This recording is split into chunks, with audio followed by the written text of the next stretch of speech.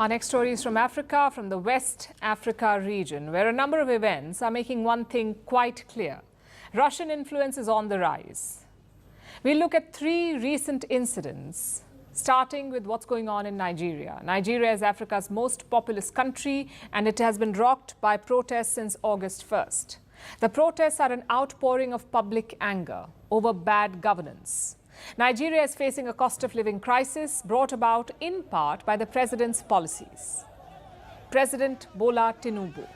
He removed a fuel subsidy last year, so fuel became expensive and it caused prices of other commodities to skyrocket. By June this year, inflation had crossed 34%. That's a 28-year high for Nigeria, and people are feeling the pinch. This is what led to the protests. Now let's pause here. So far, these problems seem completely domestic, a failure of Nigerian governance. That's what this is about. No role of an external player. But then, this happened during a recent protest.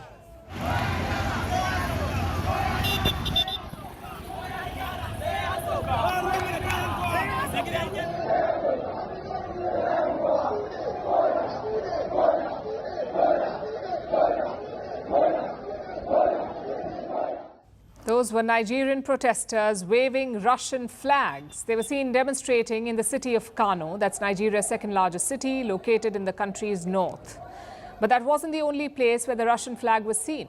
It was also raised in Kaduna by some defiant protesters. We don't have a leader. We are the leaders. Now we don't have a leader. Someone is asking who gave us this flag? We sewed it ourselves. We don't like Tinubu. Tinubu must go. We want soldiers.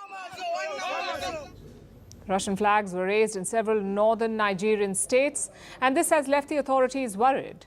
Nigeria's Chief of Defense Staff had an emergency meeting with President Bola Tinubu, and then he issued a threat.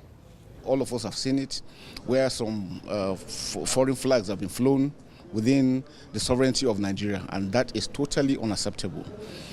We are warning in clear terms, and the president has also said we should convey this, that we will not accept anybody, any individual flying any foreign flag in Nigeria.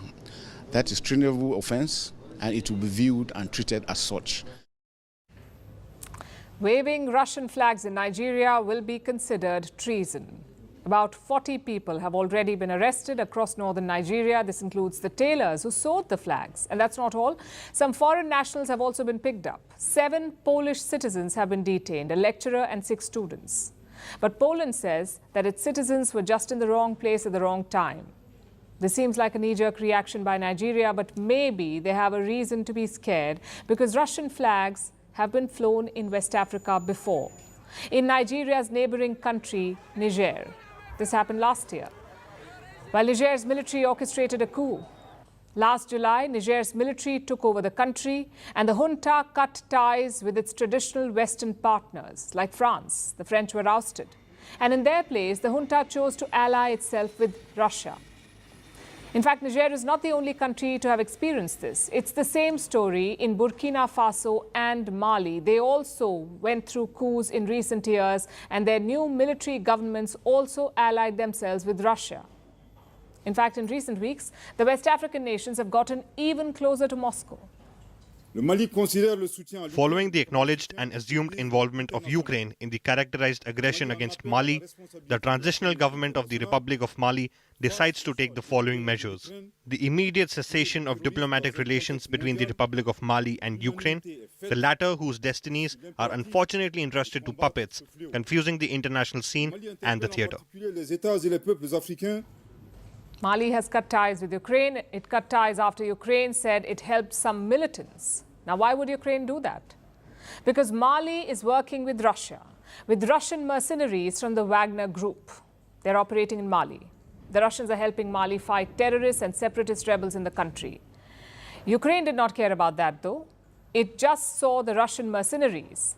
A Ukrainian intelligence spokesperson said that his country had helped the rebels, and those rebels carried out a devastating attack. Dozens of Malian troops and Russian mercenaries were killed in the attack. And that is what angered Mali, leading it to cut ties with Ukraine. The same anger has spread across the border to Niger. Remember, this is the same nation where Russian flags were raised last year. So we know that it was pro-Russia. Now it is also anti-Ukraine. Moscow accuses Kiev of